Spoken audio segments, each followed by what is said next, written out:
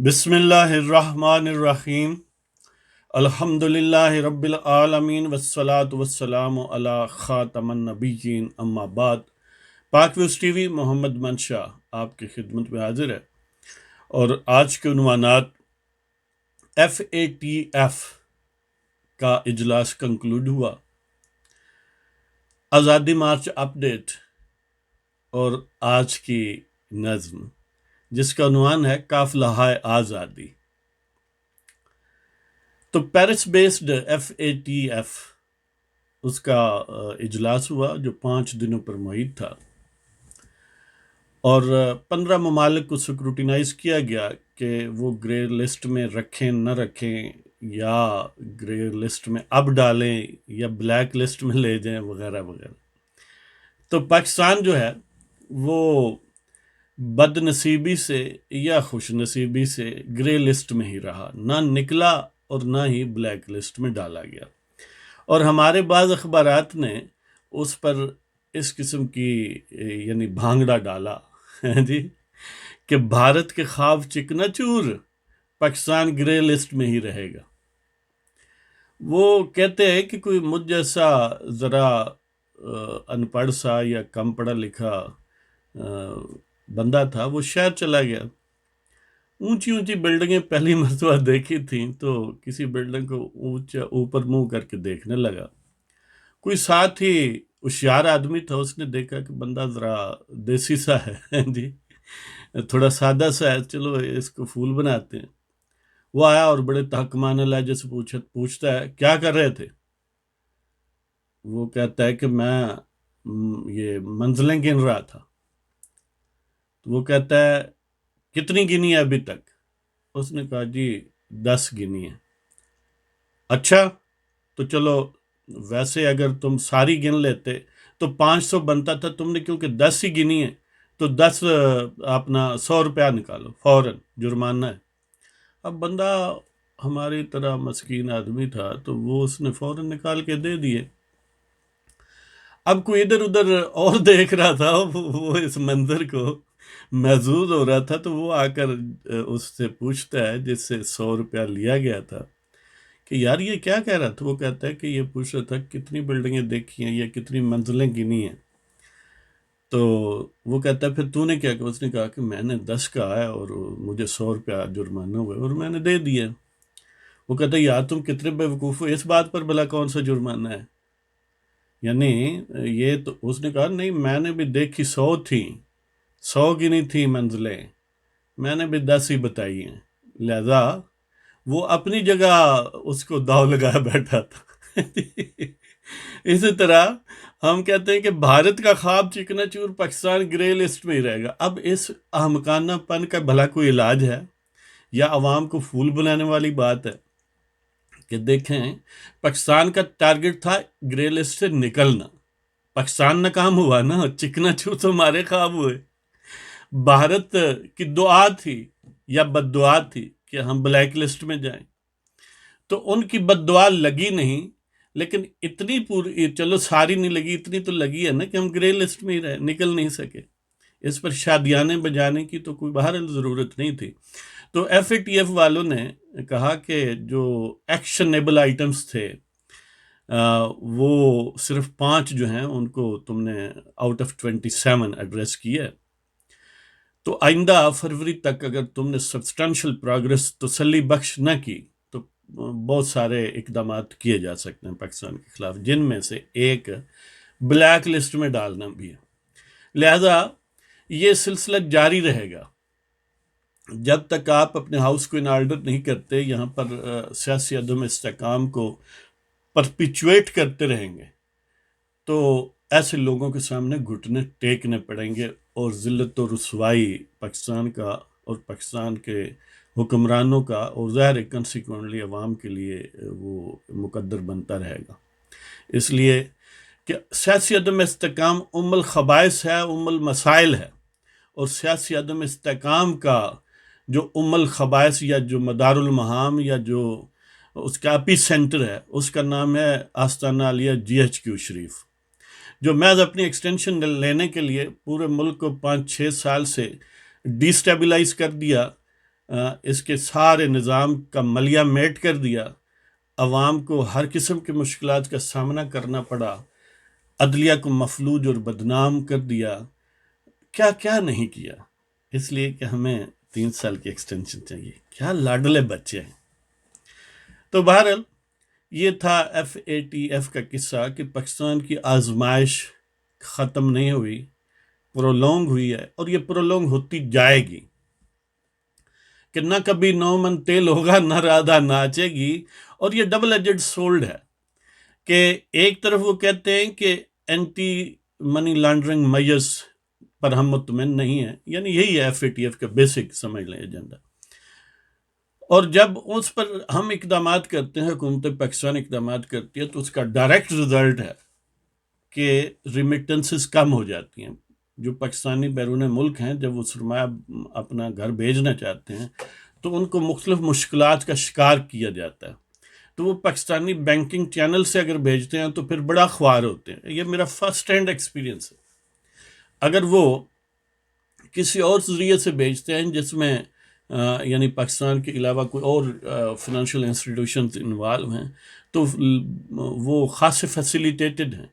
تو اس سے ایک تو فرسٹریٹ بندہ ہوتا ہے کہ بڑی مجبوری کی صورت میں بھیجے گا، دوسرا ان چینل سے بھیجے گا جن چینلز کا بڑا فائدے باقی لوگ اٹھائیں گے، اس سے فیس وغیرہ یہ وہ اپنی مرضی کا ریٹ آگے پیچھے.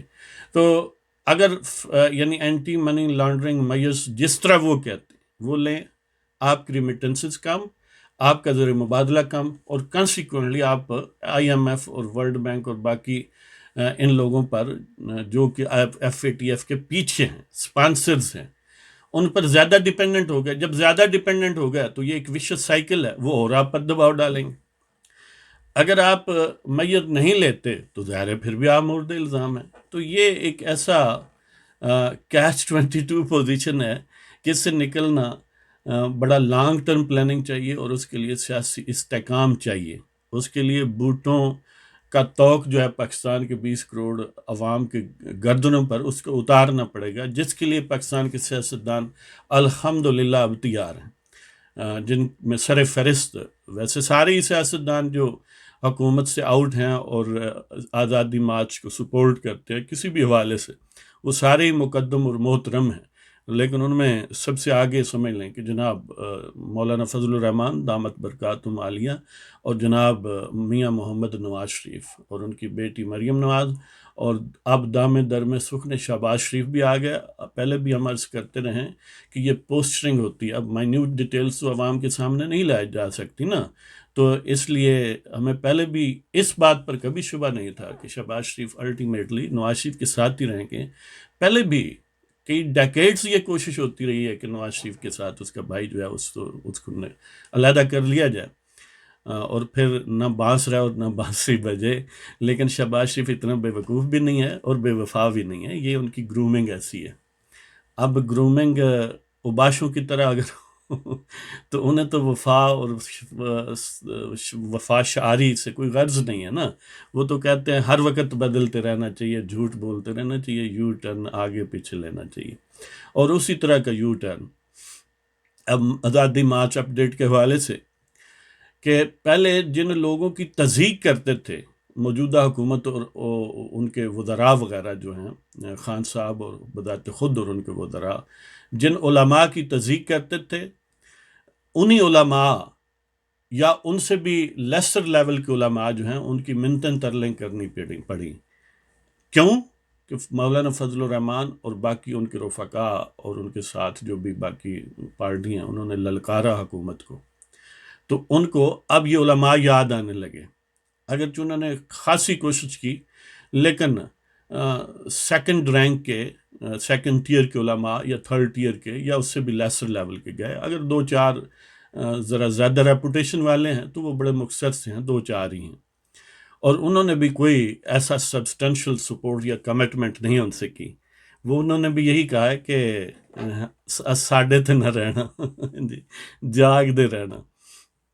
تو دیکھیں جہاں پر فواد چودھری وہ رویت لال کمیٹی کے چیئرمین صاحب سے کی تصدیق کیا کرتا تھا، باقی علماء کی کیا کرتا تھا، اب اسی کا وزیر اعظم ان کی منتیں ترلے کرتا ہے کہ ہمیں سپورٹ کی جائے، اور دیکھیں ہم ویسے آپ سے مشورہ کرتے رہیں گے، علماء کا بڑا احترام کرتے ہیں، ہاں جی، یہی لوگ جو ہیں یہ جب بھی موقع بعد میں بھی ملے گا، یہ یو ٹرن کیونکہ ہے نا، یہ تو کوئی کسی یعنی مضبوط ایمان کے مالک نہیں ہے، یہ تو یو ٹرن پر ایمان رکھتے ہیں، تو کل اور کیسٹ چلا دیں گے، پھر مدرسوں کے خلاف یعنی نان سنس قسم کی باتیں شروع کر دیں گے، علماء کے خلاف، مذہبی اور دیندار لوگوں کے خلاف، اور دین سے تو سمجھ لیں کہ خاصے بیدار لوگ ہیں، جب ان کے آپ وائڈر سرکل دیکھتے ہیں نا فرینڈشپ کا، وہ کہتے ہیں نا کہ a man is known by the company he keeps, یا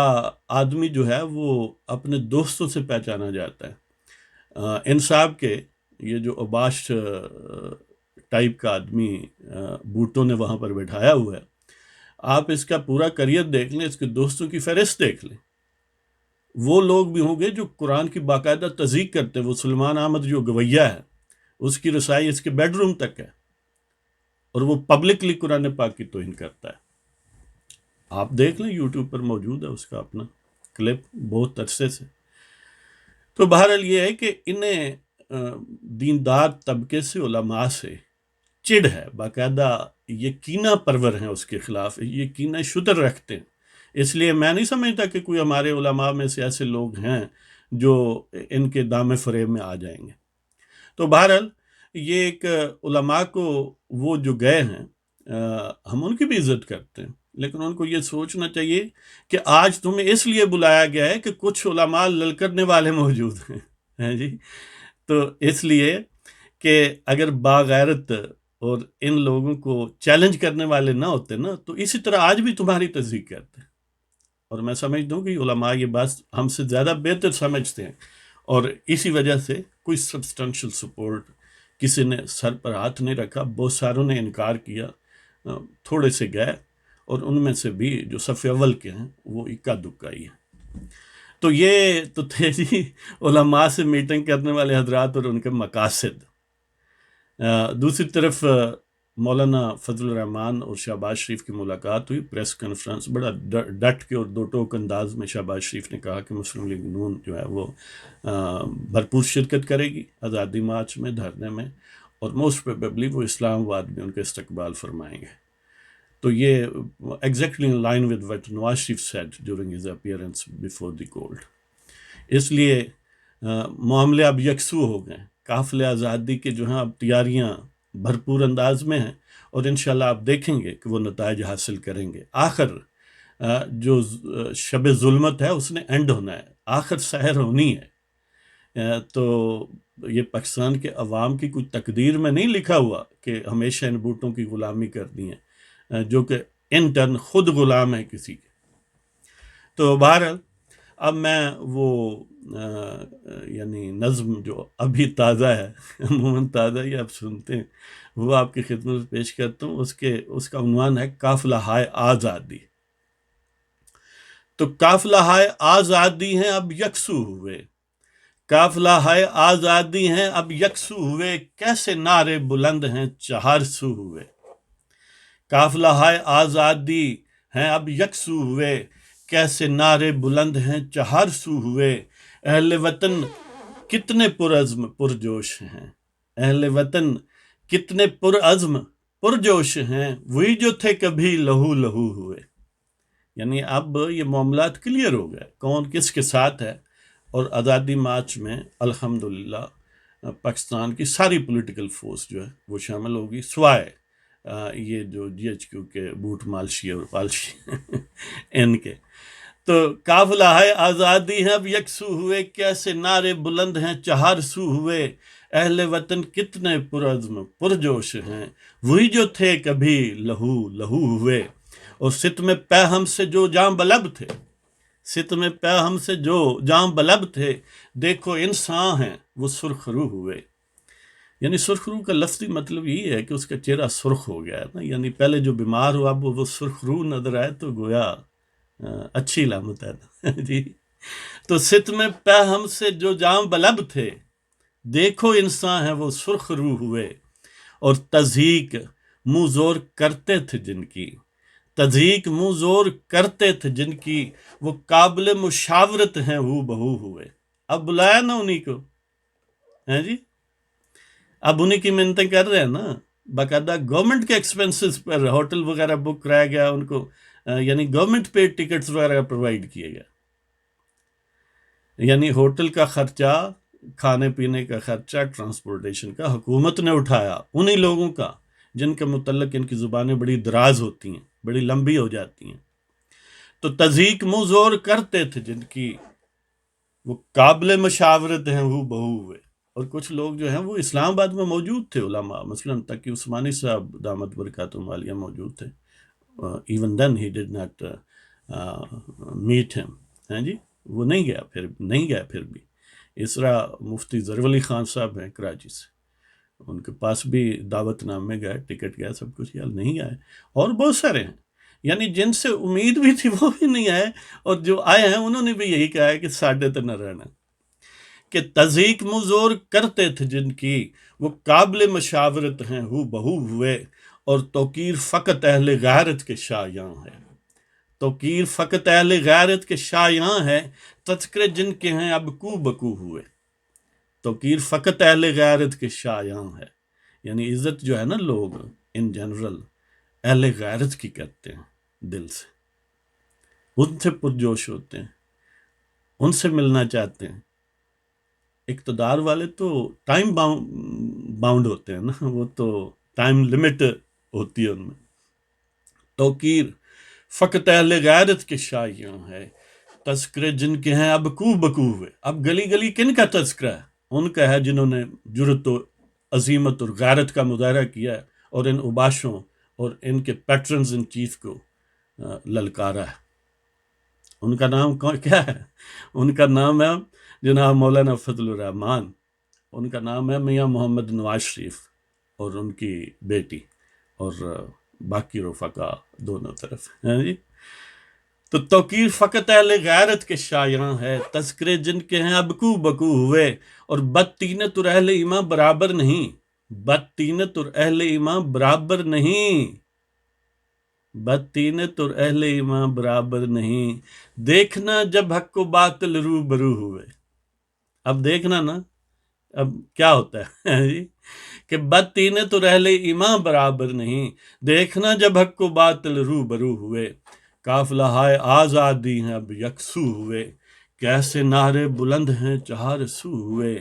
اہل وطن کتنے پرعزم کتنے پرجوش ہیں، وہی جو تھے کبھی لہو لہو ہوئے.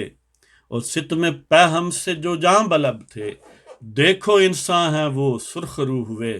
تضحیک منہ زور کرتے تھے جن کی وہ قابل مشاورت ہیں ہو بہو ہوئے. اور توقیر فقط اہل غیرت کے شایاں ہے، تذکرے جن کے ہیں اب کو بکو ہوئے. بدطینت اور اہل ایمان برابر نہیں، دیکھنا جب حق و باطل روبرو ہوئے. تو اس کے ساتھ ہی آپ کی اجازت چاہتے ہیں، انشاءاللہ پھر حاضر ہوں گے. وما علینا الا البلاغ المبین. پاکستان زندہ باد.